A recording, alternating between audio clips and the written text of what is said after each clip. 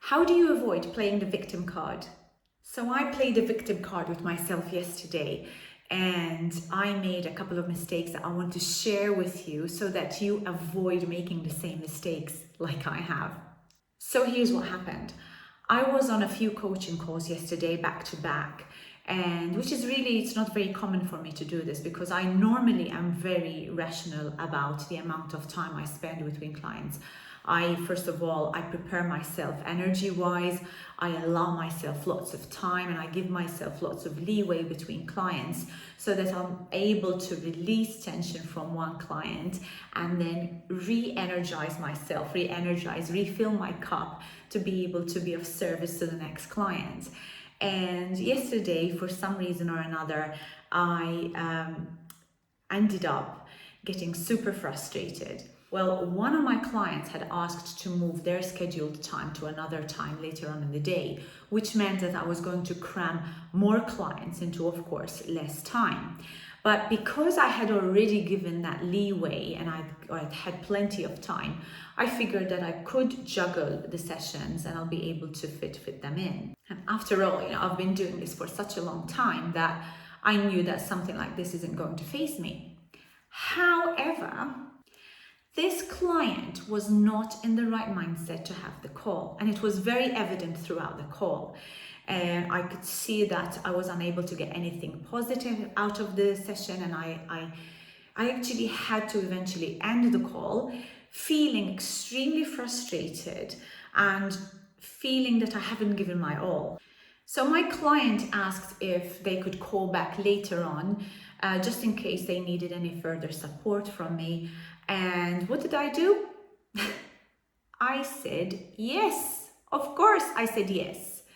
And I had already been feeling frustrated, and yes, I continued to get sucked into that negativity. And of course, that would have had to continue throughout the day.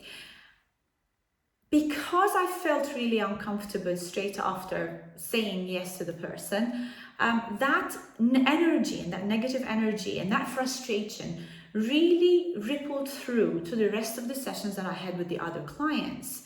So I could not, first of all, I wasn't able to clear my energy because I was running short of time. And secondly, it just literally was like a ripple effect. I kept seeing that negativity that I pushed onto other clients and other sessions. Lo and behold, at the end of the day, when this client calls up at 10 p.m. my time, I take the call because I had acknowledged that I was going to take the call, already feeling frustrated, already feeling that I didn't need to be there with the client to help them, and already coming up with negativity. So because of my frustration, I had built a negative attitude that carried on all afternoon and well into the evening. And of course, I blamed the client for that. Now, whether it was my fault or not is not really the point. So here's what I learned from this lesson. First of all, it's actually not helpful to blame the client for a poor session. There is very little you can do to change their behavior. There's only so much you can understand and know about how they have been so far and why your session kind of veered sideways. But what you can do is change your behavior. Now, there's no reason why you can't do two things. You just need to plan it slightly better. Or in my case, I could have said, I understand that perhaps our session isn't going the way that you're wanting it to go, and if you're not quite in the right frame of mind to work with me today, that's absolutely okay. I totally understand it, and I'm very happy and willing to reschedule our session to a better time this week or next week.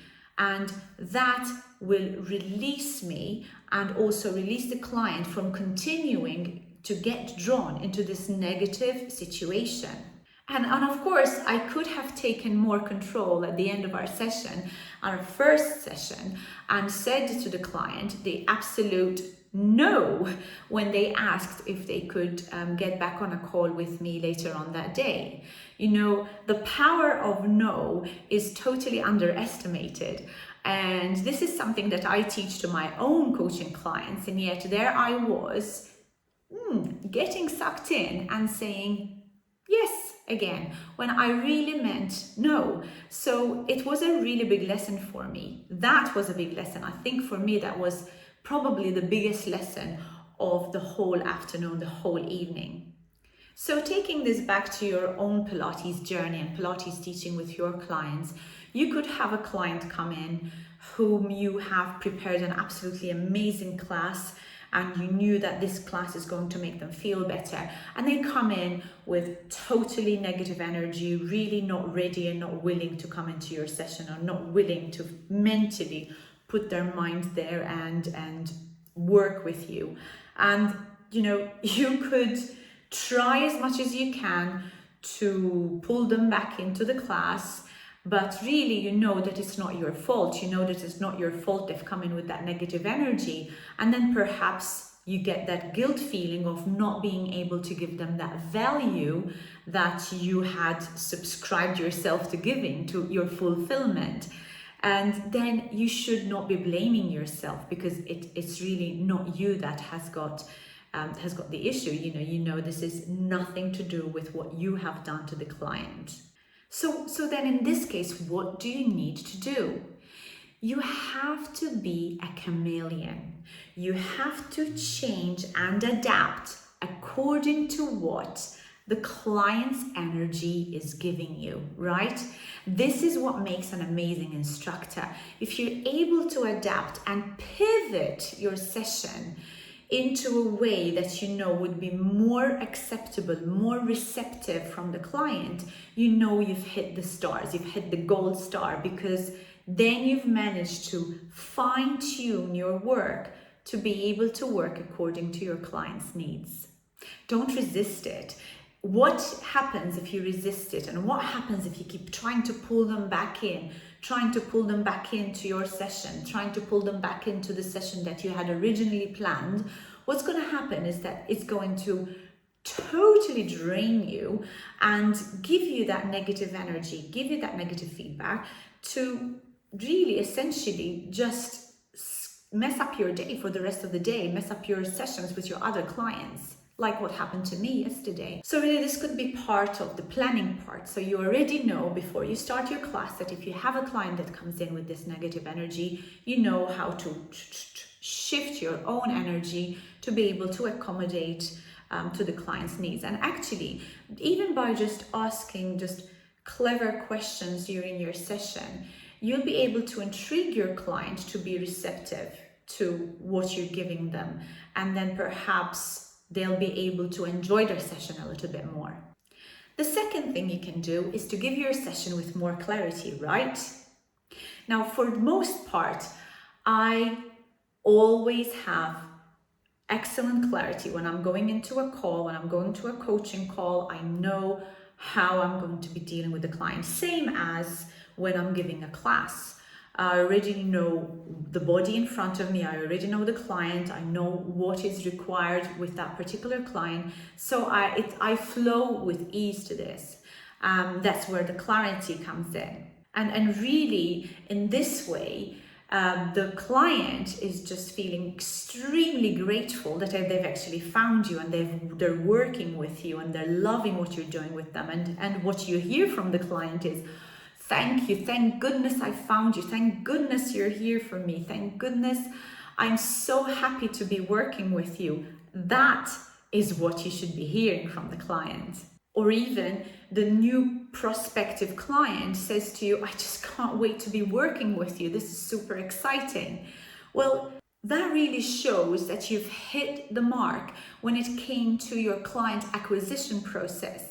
And what do I mean? That you actually had clarity in how you attracted your clients, which clients you wanted to bring into your studio, which clients you want to work with.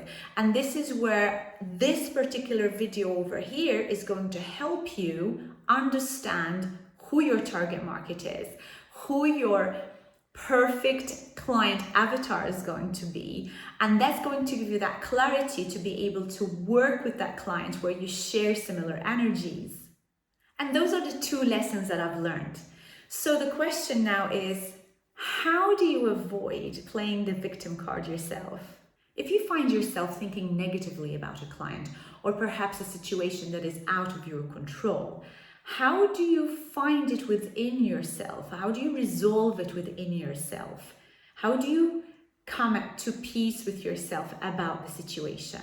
Write your comments below, and I would love to hear from you if you would like to know a little bit more how I can help you.